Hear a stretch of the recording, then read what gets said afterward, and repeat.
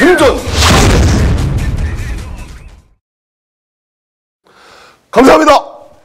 저희 공개 방송이 새벽에 전부 마감이 됐습니다. 그래서 저도 깜짝 놀랐고 하다 정말 감사합니다. 그래서 우리 400분 모시기로 했는데 전부 다 여러분 하셨는데 미처 당첨이 못 되신 분들은 여러분 그냥 또 오십시오. 여러분 뭐 설마 뭐 맞게 하겠습니까? 그래서 우리 계단에도 앉아갖고 우리 한번 신나는 구판으로 한번 해서 경제 구판 괜찮잖아요. 그래서 멋진 판을 한번 만들어 보도록 저희 팀들도 지금 난리가 났습니다. 저희 경제연구소 팀에서도 그때는 정말 한번 진짜 좋은 주제로 우리 방송에서 또 못하는 얘기들 많잖아요. 그죠? 그래서 못다운 얘기에 대해서 한번 신명나는 놀이판을 갖다 한번 만들어 볼 수 있도록 저도 최선의 노력을 다할 테니까요. 여러분들 우리 오셔갖고 6월 20일 6일날 저도 여러분 기대가 돼요.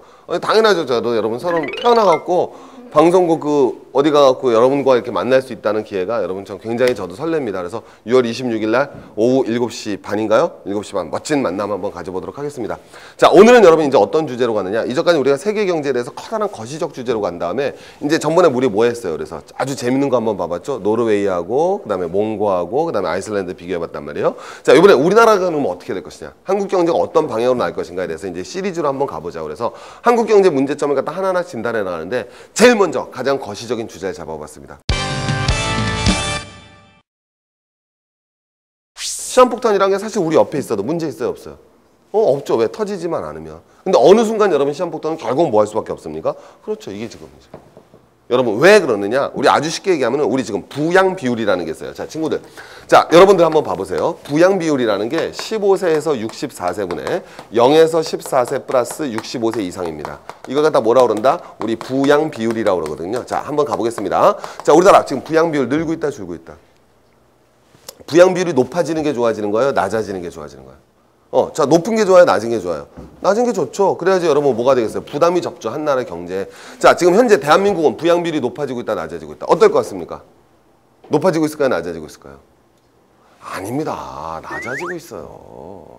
무슨 말이냐면 이건 여러분 어때요? 늘어나고 있죠. 굉장히 빠른 속도로 늘어납니다. 근데 그거 못지않게 이게 더 빠른 속도로 줄고 있어요. 애 안 낳잖아요. 우리 부양 비율 뭐 하고 있다? 줄고 있어요. 그래서 한국 경제가 언제? 2020년까지는 부양 비율이 늡니다. 오케이? 이게 빨라지면은 2018년까지 갈 거라고 그래요. 근데 어쨌든 한 10년, 15년 뒤까지는 인구 문제가 안 터져요. 왜 안 터지느냐? 부양 비율이 줄어드니까.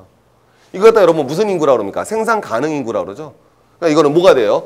얘네만 하면 뭐예요? 유년 부양 비율이고 얘네만 하면 뭐가 돼요? 노년 부양 비율인데 노년 부양 비율이 늘고 있지만 그거보다는 지금 유년 부양 비율이 더 빨리 줍니다. 애를 무지하게 안 낳는 거죠. 자, 엄청 안 납니다. 어느 정도 안 낳느냐? 뒤로 한번 넘어가 보겠습니다. 자, 세계 주요국의 평균 출산율이 우리 멋지게 꼴등하고 있잖아요. OECD 국가 중. 얼마입니까? 1.13. 막 이 정도밖에 안 나요. 그러니까 여성 한 명이 한 명밖에 애를 안 낳는 거죠. 오케이? 그 다음에 결혼도 여러분 늦어요. 빨리 해야 늦어요. 지금 우리 총각 같으신데 결혼하셨어요? 무슨 총각이 한참 아저씨인데 못했잖아요. 할 수가 있어야죠. 그죠? 뭐 당장 뭐 몸만 갖고 할 수 있는 건 아니잖아요. 그죠? 우리가 건강한 신체가 있다고 다 결혼할 수 있는 건 아니지 않습니까? 그죠? 뭐 이렇게 좀 준비된 게 뭐 죄송합니다. 이게 뭐 공개 방송에서 하는데 뭐 준비된 것도 없으시고 상당히 힘드신 상황이 뭐 이해는 해요. 제가 왜 요새 88만 원 세대라고 그러지 않습니까? 이게 굉장히 현실적인 거라니까요. 여러분 이게 어느 정도 갈 수 있냐면은 내년 되잖아요. 우리가 1.0 이하로도 떨어질 수 있다는 추측이 나옵니다. 왜 올해 경제가 여러분 어때요? 굉장히 어렵죠. 결혼들 다 미뤄요. 여러분 제일 대표적인 게 작년, 재작년 했을 때만 해도 돌잔치가 좀 많았었어요. 왜? 그때 막 뭐 했었어요? 뭐 황금 돼지에 뭐 어쩌고저쩌고 해갖고 애를 좀 낳았어요. 근데 지금 완전 썰렁합니다. 제가 다니는 학원에 예를 들면 강남 모 학원인데 거기 여러분 3층이 돌집이었어요. 근데 여러분 제가 작년, 재작년 수업할 때 항상 여러분 뭐가 됐어요? 토요일날 계속 돌잔치가 있었거든요. 지금 까면 없어요, 돌잔치가. 싹 수그러들었다고요.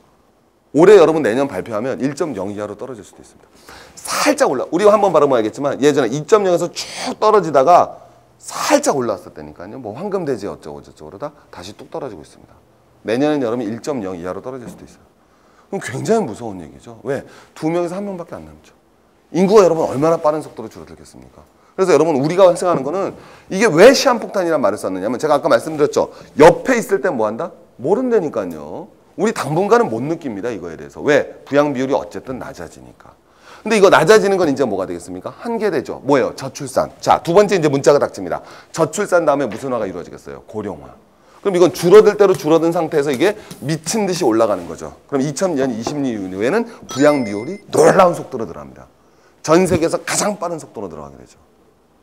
자, 어느 정도로 여러분 빠른 속도로 들어가느냐?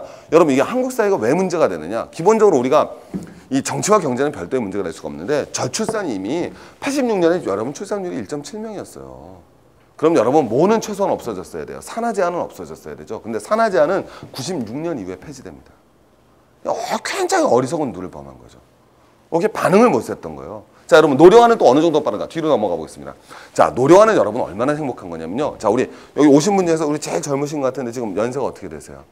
그렇죠. 21인데 우리 선생님이 이제 지금 올해가 몇 년이죠? 2010년이죠. 그러면 우리 분이 지금 25이시니까 40년 지나면 65세. 그러면 2050년 되면 노인이 되시네요. 그죠? 행복하신 거예요. 왜? 길 가잖아요. 5명 중 2분이 노인이에요. 얼마나 행복해요. 그죠? 온통 노인밖에 못 봅니다. 보세요, 여러분. 실제로. 여기 딱 나오죠. 이게 2049년이거든요. 여러분 표가 작은데 2049년이 되면 전체 인구의 40%가 노인입니다. 작살이죠. 워킹 더 스트리트, 에브리 노인. 오케이? 에브리 미트 노인, 옆집도 노인, 옆집도 노인. 그땐 이미 노인이 아니죠, 그분들이. 왜? 그분들이 청군이 아니에요, 청년. 65세가 청년이 되는 거죠. 행복하신가요? 우리 그 옛날 철학자 베이컨이 꿈꾸던 뉴 아틀란티스. 모든 인간의 수명이 왕창 늘어나는 사회. 행복한가요? 그게 닥치는 거예요, 여러분. 굉장히 무서운 거라니까요. 이해되시죠? 저출산의 고령화가 확 진행됩니다. 이게 우리가 문제로 금방 들어가는 거예요. 한국 사회가 어느 거 정도냐면은 요건 이제 알면 재밌는 게 요거는 고령 이제 여러분요 고령화 사회라고 그러거든요. 그래서 65세 이상 노인 인구가 일반적으로 65세 이상 인구를 노인 인구라고 합니다. 왜 65세 이상을 노인 인구라고 그럴까요? 왜 그럴까요? 유엔에서 정했어요. 아무 이유 없습니다. 오케이. 자, 여러분 도시는 5만 명 이상이에요. 왜? 유엔에서 정했어요. 아무 이유 없습니다. 자, 여러분 어쨌든 유엔에서 65세 이상을 갖다 노인이라고 그랬는데 자, 전체 인구의 7%가 넘으면 고령화 사회라고 그러는데 우리가 2000년에 접어들었거든요. 14%가 넘으면 고령 사회라고 그러고요. 21%가 넘어가면 초고령 사회라고 그러는데 우린 몇 년 걸린다? 26년 걸릴 거로 추정하고 있습니다. 근데 여러분 선진국에선 100년 이상 걸린 거예요. 우리가 세계에서 제일 빠른 노령화 사회를 갖고 있다는 건 여러분이 다 익히 들으셔서 알 겁니다. 근데 그게 얼마나 무서운 거냐면은 우리 지금 25 되신 분들이 계시다. 그러면 그분들이 여러분 40년대가 되면 노인이 되면 정말 5명 중에 2명이 노인이에요. 여러분 무슨 경제가 성장하겠습니까?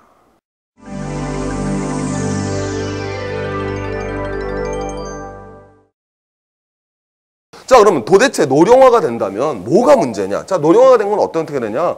우리 선생님이 아까 제가 말씀드렸는데 그냥 이해하시면 돼요. 어쨌든 지금 결혼을 못 하실 가능성이 굉장히 그래도 짝이 있으니까. 이렇게 또 프랭카드도 있고요. 그죠? 베트남, 자, 이런 거 가보겠습니다. 베트남은 그런 뜻이 아니라. 그럼 어쨌든 우리 분께서, 그래요. 결론이 미리 나왔죠. 적극적인 이민 정책이 필요한 거예요. 앞장서셔야 됩니다. 자, 근데, 나쁜 표현 아닙니다. 제가 그건 아니라, 우리 하시는데, 어쨌든 결혼하실 것 같은데, 그죠? 언젠간, 의향은, 그죠? 뭐 독신주의자는 아니실 거 아니에요. 근데 하시고 나서 여러분 뭐가 되겠어요? 애를 한 번밖에 안 낳을 거라고요. 기본적으로. 그리고 늙어가는 겁니다. 이게 모든 가구의 일이 나는 거예요. 그래서 선생님께서 나중에 70 몇세 넘으셨을 때 애는 딱 1명 있으신 거죠. 예를 들면 평균적으로. 그리고 노인 2명에 젊은 1명이 사는 것. 그게 대한민국의 현실이에요. 그래서 무슨 원동력이 나옵니까? 기본적으로 문제가 되는 거죠. 그래서 노동인력은 여러분 대폭적으로 감소되고요. 근로인력은 뭐가 된다? 고령화됩니다. 여러분 더 재밌는 얘기. 2050년이 되면 대한민국 노동자의 평균 연령이 몇 살이다? 뭐라고 얘기하느냐? 발표도 못하죠. 50.5세쯤 보고 있습니다. 2050년이 되면 대한민국에서 일하는 근로자의 평균 연령이 50세가 넘어요. 얼마나 무서운 사회입니까? 그게 여러분 미래 공상 과학 소설이 아니라니까요. 자, 그럼 이렇게 문제가 되면 여러분 뭐가 발생하느냐? 경제란 건 기본적으로 뭐가 있어야 돼요? 소비가 있어야 돌아가는 거죠. 뭐 공급적 경제학을 떴더라도 소비가 없이는 경제는 돌아가지 않거든요. 여러분 이게 끝장나죠. 자, 왜? 여러분 우리 나이 드신 분들 자 소비 많이 해요? 못해요? 기본적으로 못하시죠? 왜? 자, 조기 퇴직이 이루어집니다. 요새 여러분 뭐라고 나와요? 5, 6도라고 나오죠? 56세 정년이다. 56세가 돼서 여러분 직장 다니면 돈 옵니다. 이런 소리 나오죠? 자, 여러분 뭐가 돼요? 소비가 급격히 뭐가 되겠습니까? 감소되죠. 자, 여러분 나이 드신 분이 여러분 우리 가끔 보면은 주유소 가도 여러분 나이 드신 분들이 오셔서 뭐예요? 기름 넣어주시고 일하시잖아요, 여러분. 자, 주로 그분들이 가지고 있는 직업들이 여러분 어때요? 굉장히 전문직, 테크니컬한 직업인가요? 아니면 굉장히 낮은 단순 노동직인가요? 단순 노동직이죠. 임금이 뭐가 되겠어요? 수준이 저하되죠. 임금 수준이 다르면 소비할 수 있는 여력은 커져요, 적어져요? 적어지죠. 자, 근데 우리 노인만의 문제가 되는 건 아니에요. 자, 우리 노인이라고 그랬는데 왜? 저도 그때 되면 노인이 될 것 같습니다. 저도 40년 뒤에는 딱 걸릴 것 같아요. 막 67세, 68세 걸릴 것 같은데 그때 되면 자, 여러분 뭐가 돼요? 노인 딱 걸릴 것 같은데 뭐가 문제가 되느냐? 자, 아까 제가 말씀드렸죠. 애가 뭐를 해야 돼요? 부양을 해야 되죠. 근데 그 부양을 해야 되려면 여러분 뭐가 돼야 되겠어요? 자기 소비를 할 수 있어요? 못해요? 못하죠. 그래서 이 고령화 사회에서 경제적으로 가장 큰 문제는 결국은 뭐가 된다? 소비가 완전히 위축됩니다. 경제에서 수요가 없다라는 건 경제는 끝장나는 거예요. 더 이상 세이가 말했듯이 옛날 경제학자 세이란 친구가 있어요. 세이. 공급이 여러분 수요를 창출한다고 그러죠? 창출 못합니다. 얼마나 무서운 일이 발생해요. 여러분 공급 과잉의 다른 말이 뭐예요? 두 글자로. 공황 아닙니까? 물건을 엄청 만들었는데 안 팔리고 있어요. 그게 바로 뭐예요? 공황 아닙니까?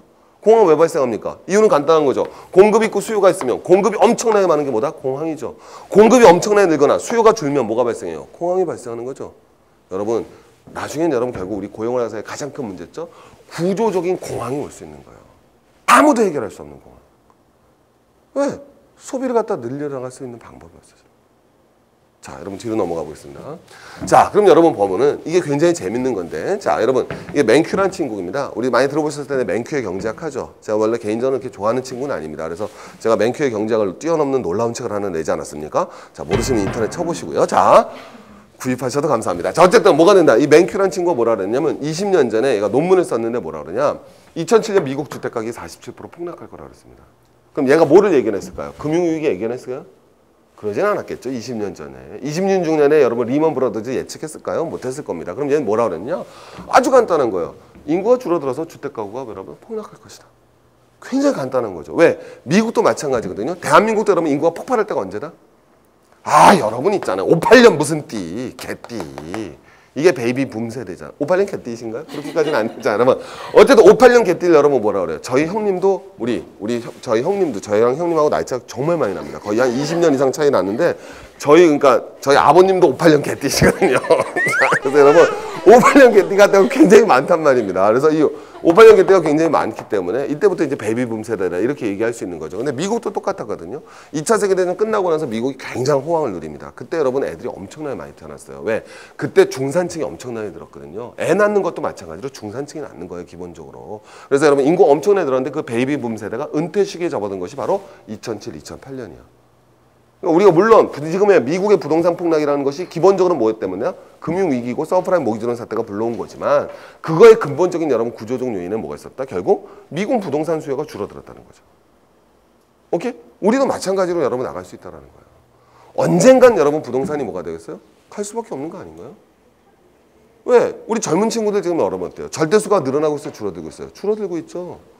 그럼 말하면 뭐 하겠습니까? 자, 언제 확 줄었습니까? 한번? 98, 99 못 터졌어요. IMF. 이때부터 여러분 애들이 확 줄었잖아요. 초등학교 들어가는 애들이 막 20만, 30만 이동 확 줄어들었지 않습니까? 자, 여러분 요번 경제 위기도 또 어떻게 됐어요? 더 줄어들겠죠. 얘네들이 커나는 시기에서는 여러분 뭐예요? 수요가 없어요. 신규 수요가. 당연한 거 아닙니까? 결국 경제학이라는 건 시장이라는 것이고 마찬가지로 시장이라는 것은 결국 수요 공급에서 움직이는 거예요. 근데 결국은 젊은 세대가 수가 적을 뿐만 아니라 아까 제가 빈말로 말씀드린 게 아니라 88만 원 세대란 말이에요. 기본적으로 경제적 여력이 없습니다. 이 맨큐가 말했던 이유가 되는 거죠. 그러니까 제가 말씀드리고 있는 거는 결국 인구의 감소가 이루어진다는 것은 경제가 끝장난다는 얘기랑 동의해요. 언제나 발전하는 건 아니거든요. 계속 돌아보겠습니다. 그래서 고령화사에서는 이제 여러분 제일 먼저 문제가 되는 게 우리가 제일 먼저 얘기 나오는 건 맨날 뭐 나와요? 국민연금 그 얘기 많이 나오지 않습니까? 그래서 국민연금 문제를 갖다 여러분 지적하지 않을 수가 없는데 사실 뭐 국민연금 제도가 무조건 나쁘다. 저는 그렇게 생각하지 않습니다. 왜? 기본적으로 국가라는 건 여러분 뭐를 지향할 수밖에 없어요. 국민의 인간다운 삶을 보장해 줘야 되고 그 인간다운 삶을 보장해 주는 가장 대표적인 게 복지 정책이고 그 복지에서 제일 중요한 건 노후적 삶, 인간다운 삶을 보장 아닙니까? 근데 이게 출발 자체가 문제였죠. 자, 여러분 1988년에 출발했습니다. 근데 처음에 88년에 이때 전 대통령이 누군지는 모르겠어요. 자, 그때 하다 뭐 맥주 먹어서 많이 먹던 친구인데 자, 어쨌든 뭐가 된다? 급여의 몇 프로? 3%. 그러니까 여러분 이게 말이 안 되는 거예요. 이게 월급의 3%만 내면 너 퇴직하고 나서 네가 벌던 거에 70%를 줄게. 말 됩니까? 사기죠, 사기. 출발 자체가 사기를 시작한 거예요. 저한테 누가 그렇게 줬으면 소원이 없겠어요. 진기야, 네가 버는 소득의 3%를 내놔라. 오케이? 그랬더니 뭐 한다? 너 나이 먹고 나서 65세 이후에 너 죽을 때까지 뭘 줄게? 이 평균 벌던 돈의 70%를 줄게. 여러분 누가 그거를 해요? 할 수가 없는 거죠. 그러니까 출발 자체가 여러분 뭐다? 사생아로 태어난 거예요. 제가 대단히 외람스럽게 말씀드리면. 그러니까 여러분 이 조정을 뭐해요? 계속 변화시켜 나갈 수밖에 없죠. 그래서 지금은 언제까지 왔다? 자, 옛날 순수급여의 3%, 즉 보너스 빼고 네 기본급의 3%만 내줘. 근데 지금은 총급여. 네가 버는 돈의 9%를 내. 그러면 몇 프로? 이제 50% 보장해 줄게. 이것도 여러분 매년 0.5%씩 줄어드니까 나중에 40% 보장해 준다는 겁니다. 여러분 뭐예요? 기관 운명이 여러분 어쨌든 뭐가 된다? 국민연금이 탄생했는데 이 국민연금이 굉장한 여러분 뭐가 돼요? 놀라운 공룡으로 변해가고 있습니다. 여러분이 느끼셔야 돼요. 제가 한번 물어볼까요? 지금 국민연금의 자산이 얼마일 것 같아요? 우리나라 GDP가 얼마다? 900조거든요. 지금 우리나라 얼마다? 250조입니다. 엄청난 규모죠. 정말 세계적인 펀드예요. 250조라는 국민연금 펀드가 움직이고 있습니다. 이 돈은 여러분 엄청난 돈이에요. 왜? 이게 여러분 단순하게 뭐가 돼요? 900조가 우리나라 GDP라니까 250조라는 자산을 가진 공룡이 등장했어요. 지금 이 시기에 대한민국에. 오케이? 자, 여러분 이게 어느 한번 가보죠. 기본적으로 뭐가 이루어질 것 같아요? 자, 여러분 한번 가보세요. 세대 간의 갈등이 필연적인 거예요. 자, 이 국민연금 규모가 어떻게 변해나갈지 뒤로 가보겠습니다. 자, 여러분 이게 되게 재밌는 건데요. 자, 굉장히 재밌습니다, 여러분. 자, 지금 얼마다? 250조거든요. 그럼 국민연금 여러분 기본적으로 지금 다 내는 사람이 더 많죠. 어느 순간까지 내는 순간이 더 많겠죠. 그죠? 자, 그래서 여러분 뭐가 된다? 2043년이 될 때 정점이 갈 거로 봅니다. 얼마? 2,500조를 갈 겁니다. 2,500조. 엄청난 규모죠. 근데 요새 제가 이 생존 경제 하면서 막 미국 얘기하면서 맨날 뭐 이래갖고 여러분들이 큰 규모를 안 느껴질지 모르지만 2,500조는 여러분 엄청나게 큰 규모입니다. 거대한 공룡의 규모죠. 왜? 이때 여러분 우리가 물가가 오르더라도 GDP 규모보다 이게 여러분 작지는 않을 것 같아요. 거의 GDP 규모만한 여러분 뭐다? 국민연금을 가지고 나가는 겁니다. 엄청난 거죠. 그래서 지금도 여러분 뭐가 되느냐? 전체 주식시장에서 4%가 국민연금이 차지하고 있습니다. 그 다음에 여러분 또 마찬가지로 채권시장이 몇 프로를 차지한다? 16%를 차지하죠. 전 여러분 이제 순수하게 경제적 문제로 돌아가 보겠습니다. 그럼 이 국민연금이 여러분 뭐가 문제냐? 여러분 이거는 아니거든요. 여러분들. 그래서 나중에 국민연금은 여러분 어떻게 돼요? 급속도로 여러분 뭐예요? 줄어들죠. 왜? 저출산 고령화가 돼버리니까. 저출산이 되니까 내는 애는 없죠. 고령화되니까 받는 사람만 많죠. 당연한 거 아니겠습니까? 그래서 급속도로 떨어져요. 이게 이제 굉장히 큰 문제를 가져올 겁니다. 근데 이게 이제 어떤 문제를 가져올까를 바라보기 전에 요거 하나 말씀드릴 수 있는 게 요거 하면 여러분 오해하시는 게 야, 그럼 내가 낸 국민연금 못 받는 거 아니야? 이런 생각을 많이 하시는데요. 꼭 그렇지는 않습니다. 왜? 이 국민연금이 없어지더라도 어쨌든 젊은 사람이라도 이때 돈 내요, 안 내요? 내죠. 나이 드시면 받아갑니다. 그러니까 기본적으로 국민연금이 고갈된다. 이건 약간 좀 고갈되었다. 고갈은 돼요. 국민연금 자산이. 언젠간 고갈될 수밖에 없지만 그렇다고 해서 내가 국민연금 못 받는다. 그러진 않거든요. 우리나라 국민연금이 여러분 아주 소홀하게 관리되고 있는 건 아닙니다. 수익률도 나쁜 편은 아니에요. 아주 나쁜 편은. 어느 정도의 적정 수익률을 내고 있기 때문에 그 자체에 대해서는 여러분들이 저도 마찬가지로 혹시 이제 보시는 분 중에서 오해하실까 봐 근데 그렇지는 않은 상황이고 제가 말씀드린 건 이제 순수한 경제적으로 말씀드린 건데 뭐냐면은 이 2,500자가 되거든요. 여러분 이건 마찬가지로 이 2,500자 여러분 언제 갖다 놓습니까? 땅속에 파묻어 놓나요? 오케이? 그러지 않겠죠. 뭔가를 뭘 해야 되겠어요? 투자를 해야 되겠죠. 기본적으로 여러분 최근 어디에 투자하고 있다? 채권에 투자합니다. 근데 채권만 투자할 수는 없죠. 기본적으로 대부분 뭐야? 가장 안정적인 국내 채권에 투자합니다. 그냥 국채 같은 거 사는 거죠. 그 다음에 회사채, 안정적인 회사채 사는 거예요. 근데 그것만 살 수 없으니까 모두 사게 들어오죠. 주식수를 하죠. 최근에 여러분 주가만 떨어지면 여러분 대한민국 주가는 놀라운 방어 세력이 있잖아요. 바로 뭐예요? 국민연금 아닙니까? 가서 탁탁 받쳐주죠. 얼마나 그러면 행복합니까? 2043년까지 계속 그런 일이 있을 거예요. 우리나라 주식시장 만만치 쉽게 깨지기 쉽지 않습니다. 왜? 튼튼한 백보이가 있죠. 근데 여러분 이걸 갖다 뭐라고 물어보시면 되느냐? 전형적으로 제가 여러분 이런 비유를 드는데 항아리 속에 메주를 집어넣는 거거든요. 자, 여러분 가봅니다. 자, 여러분 제가 그림을 워낙 잘 그리니까요. 자, 항아리입니다. 작살이죠. 보통 아름다운 항아리가 아니에요. 자, 여러분 항아리에 물이 딱 들어가 있습니다. 자, 여러분 이 수면이죠. 그럼 이 수면을 갖다 여러분 뭐로 바라보시면 돼요? 주가로 보시면 되는 거예요. 자, 여기다가 여러분 자 항아리가 딱 있는데 뭘 집어넣습니까? 메주를 딱 집어넣은 거예요. 자, 메주를 딱 집어넣으면 여러분 항아리의 수면이 낮아져요, 높아져요? 그래요, 높아집니다. 주가가 어떻게 돼요? 올라가죠. 자, 여러분 메주 집어넣으면 메주는 가만히 있어요, 불어요. 물 만나면 불죠, 불죠. 자, 여러분 한번 집어넣기 시작하면 가만히 있어요, 점점 커집니까? 점점 커지는 거예요. 자, 나중엔 여러분 물이 준지 메주가 준지는 모르죠. 어쨌든 수면은 낮아져요, 높아져요? 높아지죠. 이게 현재 여러분 자산시장에서 다시 한번 뭐가 이루어진다? 버블이 발생하는 거예요. 나중에 심각한 문제는 뭔지 아십니까? 이거 뺄 수 있어요, 못 빼요? 아예 뺄 수가 없어요. 입구가 좁아서 뺄 수가 없습니다. 뺄 수가 없을 뿐만 아니라 두 번째 뭘 해야 돼요? 이거 빼고 나면 수면이 어떻게 됩니까? 확 떨어지죠. 근데 결국 안 뺄 수는 없어요. 또 왜?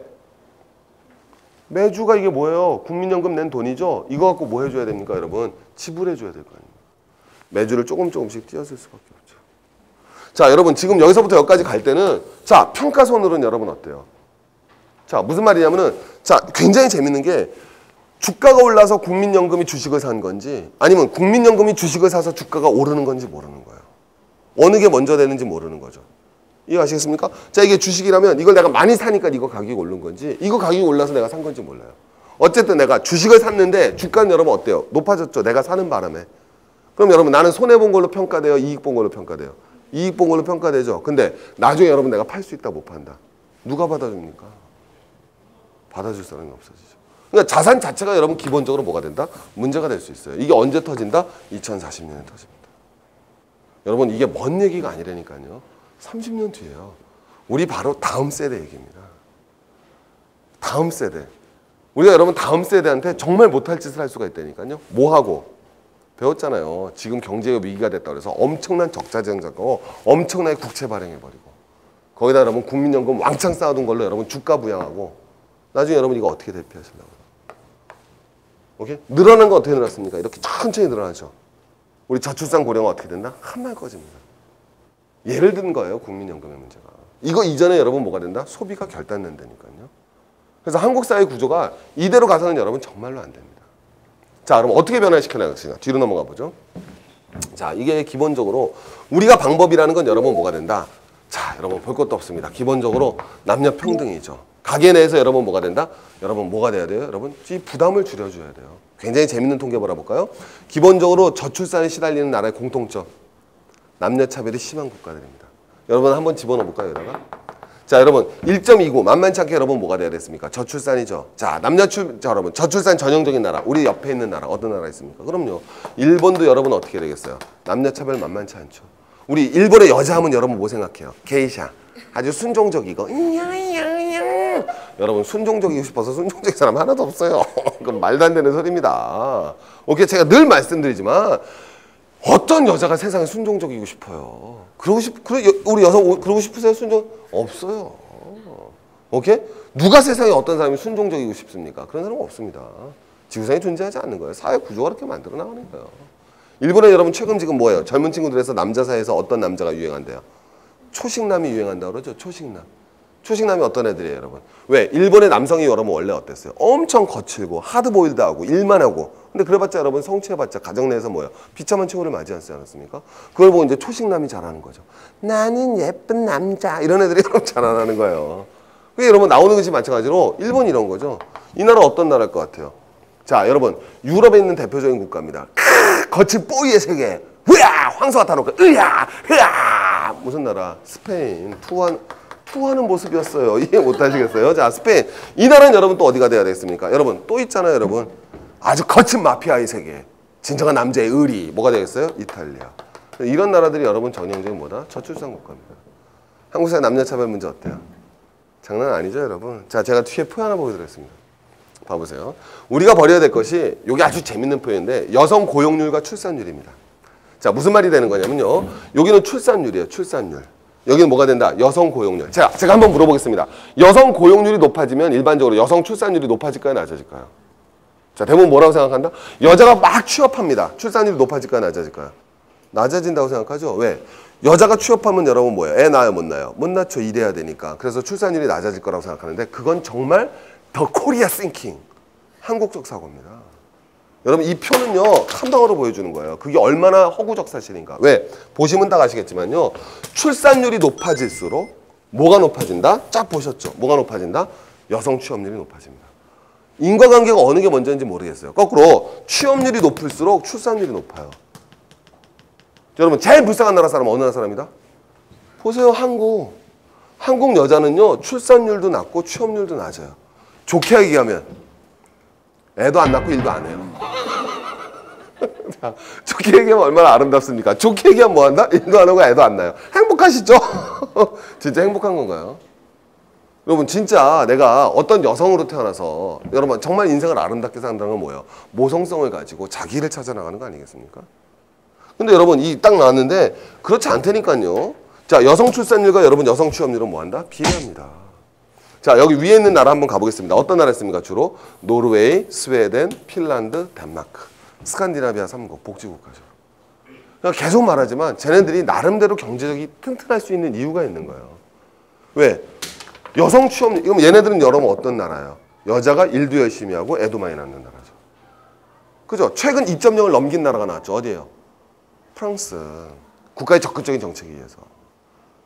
그런 정책들이 이제 우리에게도 도입이 돼야 된다는 거예요. 그래서 여러분 나오는 대표적인 거 뭐가 있겠습니까, 여러분? 우리 남자가 직장에 다니다가 아내가 애를 낳았어요. 그럼 여러분 무슨 일이 발생한다? 이런 대부분의 국가에서 채택하는 거? 우리나라도 막 지금 도입되고 있습니다. 뭐가 있어요? 뭐죠? 육아휴직제죠. 선택 육아휴직제. 왜?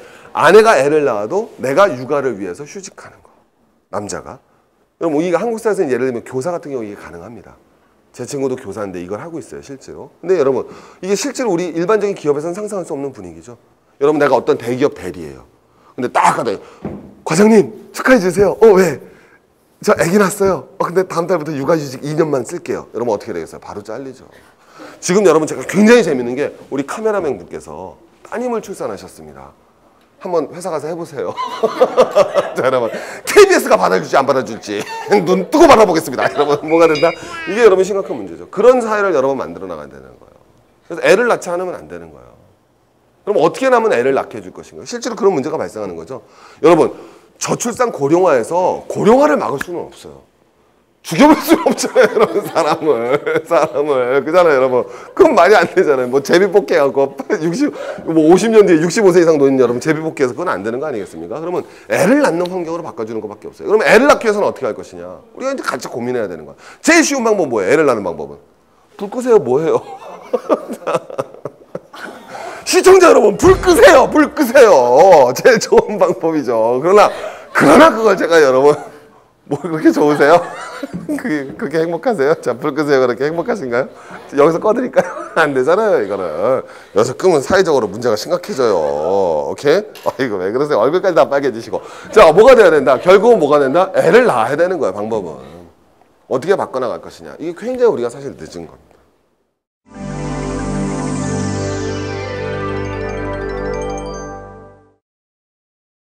제가 왜 제일 먼저 저출산 문제를 들고 왔느냐. 가장 근본적인 문제는 결국 한국 경제가 우리가 5년, 10년을 보는 게 아니죠. 우리 후세까지 봤을 때 굉장히 어려워질 수 있다는 거예요. 제가 아까 국민연금 문제 말해봤지만 연금이 늘어날 땐 상관이 없다니까요. 그게 여러분 꼬꾸라지는 순간이 언젠가 온다고요. 그게 멀지 않은 30년 뒤입니다. 과연 우리는 그걸 대비하고 있느냐. 국민연금 고갈된다는 게 문제가 아니에요. 그때 돼서도 여러분 갈 수 있습니다. 비율 줄여나가면 돼요. 하지만 진정한 문제는 그것이 떨어졌을 때 차선 쭉 사드릴 거 아닙니까? 그걸로 해외 채권도 사고 국내 채권도 사고 해외 부동산도 사고 해외 주식도 사고 다 살 거 아니에요? 언젠간 다 팔아내야 될 거죠. 어떻게 버텨나갈 거냐는 거예요. 그 매도를. 그거에 대한 준비가 우리가 없다라면 안 되는 거예요. 저 뒤로 가보겠습니다. 그래서 제가 드릴 수 있는 말씀은 여러분 가장 기본적인 보편적인 얘기라면 방법은 뭐냐? 여러분들 다 아시겠지만 고용인력 활용하고요. 그 다음에 이민자 받아들여야죠. 한국과 같은 더 이상 순혈주의적 사고방식은 굉장히 어렵죠. 기본적으로 남녀차별이 존재하고 애를 낳아서 여러분 그런 양육 부담이 국가적 부담이 아니라 개인적인 부담으로 돌아가는 사회가 이게 지속되는 한은 한국 사회의 미래 경제 구조는 단언컨대 어렵습니다. 이건 여러분 우리가 지금부터 준비해야 돼요. 그렇지 않았을 때는 여러분 어떤 사태가 벌어지냐면은 2050년 되면 정당 이름이 한나라당 열린우리당이 아닐 겁니다. 노년당 젊은당. 세대 차이가 극한 대립으로 갈 수 있어요. 그것이 어떤 계급적 모순이나 다른 모순을 갖다 뒤덮을 확률도 존재하는 거예요. 왜? 특수성이 보편성을 갖다 띌 수도 있거든요.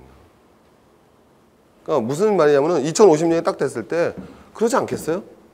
여러분 어떤 여러분이 정치인이라면 이게 사회 구조가 될 수 있어요. 여러분 굉장히 우리가 뭐라고 생각할 수 있어요? 젊은 사람들이 진보적이라고 생각할 수 있죠. 과연 그런가요, 여러분? 우리 그 뭐 386 세대라는 저 윗세대 분들이 있었습니다. 그죠? 근데 그 386 세대라는 분들이 여러분 얼마나 그 진보적인가요, 영원히? 그러지 않을걸요? 나중에 여러분 한 30년 지났습니다. 그분들이 다 노인이 됐어요. 그죠? 그분들이 과연 그 당시에도 그때도 과연 진보적이고 사회에 여러분 어떤 세력이 될 것인가? 그러지 않을걸요? 당장 자기 국민연금에 이득이 되는 선택을 할 수밖에 존재하죠. 그럼 그때가 되면 정말 청년당, 노년당으로 대한민국이 갈릴 수가 있어요. 그게 여러분 얼마나 명확한 현실입니까? 너무 슬프잖아요, 여러분. 그걸 만들어낼 수 있는 것은 기본적으로 우리가 지금부터 고민해 나가야 된다는 거죠. 그래서 오늘은 제가 좀 너무 거시적이고 거창한 주제를 잡아봤는데 왜?